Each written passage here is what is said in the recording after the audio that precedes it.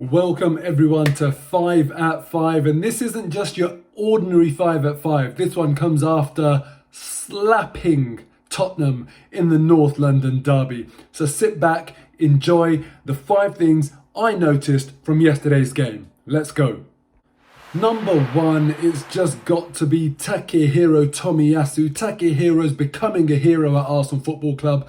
We were crying out for a right back solution, and we went and made this signing right, at the end of the transfer window.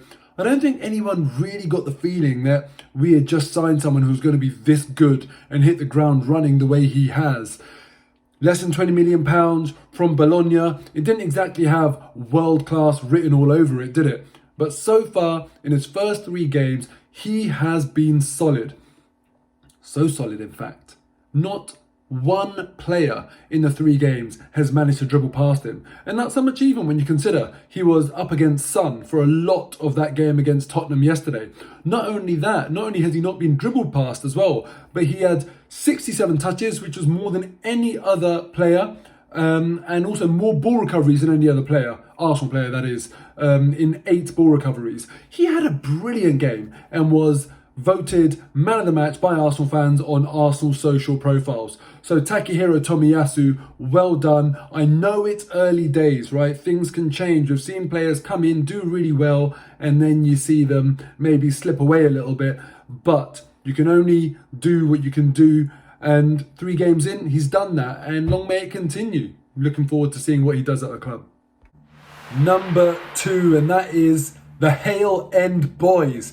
Both of them. In fact, I say both of them, you know who I'm talking about, the ones that ran the show, Saka and Smith Rowe. Obviously Maitland-Niles came on later on as well, but I'm focusing on those 2 Hale End Boys because beating Tottenham gives me a lot of satisfaction. You all know that. But nothing gives me more satisfaction than having Hale Enders in the team when we beat them. And not just that, Hale Enders that are running the show and absolutely destroying Tottenham with style and swagger and flair. And Saka and Smith Rowe brought that in absolute droves yesterday. Bukayo Saka, he just had Reguilon absolutely dominated. And Emil Smith Rowe, for me, he was my man of the match. I thought he was brilliant. His passing, his movement, his finishing, his assist. He just had it all in that game. Made me very, very happy to see that. And also the other thing that made me happy, we're talking about some young footballers here that when they were young boys, they supported Arsenal. And another one that fits that description got an assist as well. And that's you, Harry Kane. Thank you very much for that. You would have loved to be a group of those Hale End Boys. You'd love to be associated with them now. But sorry, mate, you're stuck at Tottenham with a nothing career. And as the crowd said to you yesterday, you'll never play for City. But listen, this one is all about the Hale End Boys. They did brilliantly and absolutely took Tottenham to the sword. You love to see it. Number 3, and that can only be the fans with that rocking atmosphere yesterday. I'm not going to do the talking on this one. What I'm going to do, I'm going to show you a little video so you can get a feel of how good it sounded in the stadium yesterday. And then I'm going to hand it over to my boy, Ben Rando. Check this out.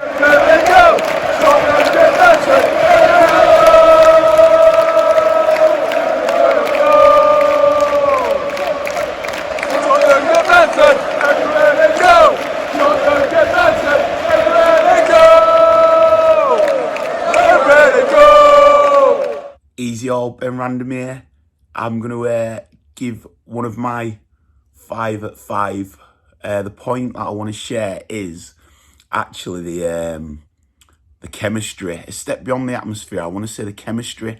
When I was at the Burnley game, it was really apparent that the fans were just hungry. We just want to latch on and really connect with something. And it was the Ramsdale chant really that really I felt started getting everybody up for it, and also the new Saka and Smith Rowe chant. I felt off the back of those, the fans were just hungry, but it's because we've got a longing of a connection to this team, and the fact that the new signings are starting to come in now, and actually then seeing the relationship start to blossom again between the players, then actually seeing the chemistry and cohesion on the pitch that we saw in the North London derby, as well as that added to the connection with the fans. I really feel that there is a strong chemistry and bond that's forming again through the performances and through the actual unity that's starting to be born again, that connection between the fans and the players and the team. And, you know, when the management, when Arteta were doing his interviews as well, the love that he was receiving. So I still think there's a long way to go personally for Arteta, but yesterday was strides ahead into where it needs to be in the right direction.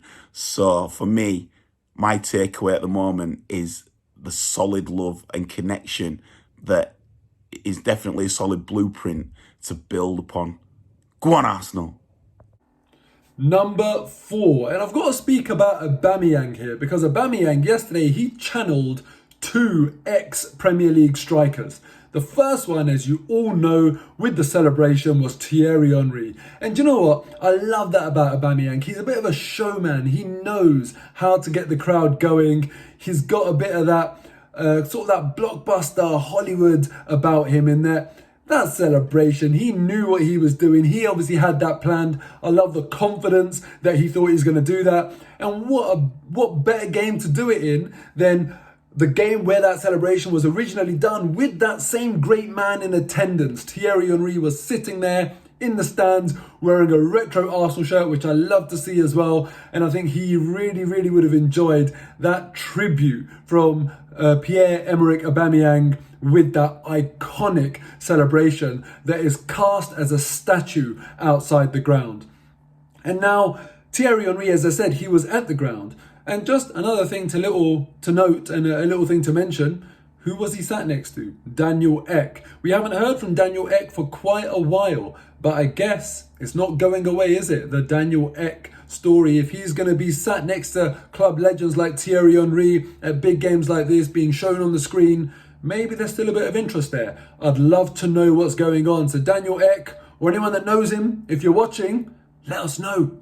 We need to know, because no matter what happens, no matter how well we do, it's always a Kroenke out initiative with the real Arsenal fans. And the second striker that Aubameyang sort of replicated yesterday was that of Duncan Ferguson or Peter Crouch or something. It was incredible to see him winning so many aerial duels. And actually, I didn't know that he had it in him. I don't know if anyone else noticed that, or if anyone else was surprised about his performance in the air, but please let me know in the comments below if you agree with that. And also, you know, it wasn't just that. It was his overall work rate, his link-up play. Let's not forget, for his goal, lovely involvement in the build-up to that goal. His performance yesterday was actually much better than I even realised at the time in the stadium. A true all-round brilliant North London derby strikers and captain's performance. And now look, the last thing, number 5, and this is going to be the unpopular one maybe.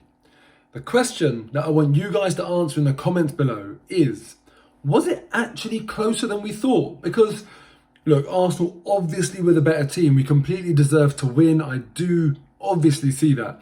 But when I look at the chances Tottenham had, I can't believe Harry Kane missed that one-on-one. I can't believe he missed a header from the corner. They were very, very close to scoring when they hit the bar. But then you could say, look, that's no luck there, because Ramsdale pulled off an absolute worldie of a save.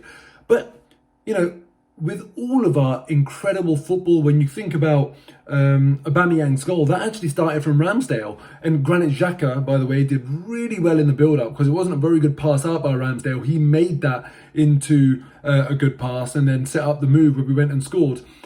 But the point is, Tottenham had really, really solid chances. So given that this is by far our best performance of the season, and given that we were all buzzing because it felt like we were just rampant, amongst all of that, actually Tottenham did have really, really good chances. And when Harry Kane watches that first half header from the corner and the second half one-on-one back, he won't believe that he didn't score. Also, I felt like we did get sort of run of the green, you know, with the third goal. And given that they scored one, there was only 2 goals in it, and you look at a few other moments in the game, I don't see Arsenal missing many chances, if any really. I felt like our conversion was quite good, whilst Tottenham's was awful. I just think on a different day, perhaps it could have been a little bit different. But it wasn't, so who cares? I'm just trying to read Arsenal's true level from this game, because in the end, I think 3-1 perhaps flattered us just a tiny bit. Anyway, who cares? If you ever want to get lucky with a flattering scoreline, it's in the North London derby, and that's what happened. That's my 5 at 5. Let me know what you think. Let me know if I missed anything. And as always, please like this video. If you're watching this, please subscribe to the channel, and look forward to next time. Take care.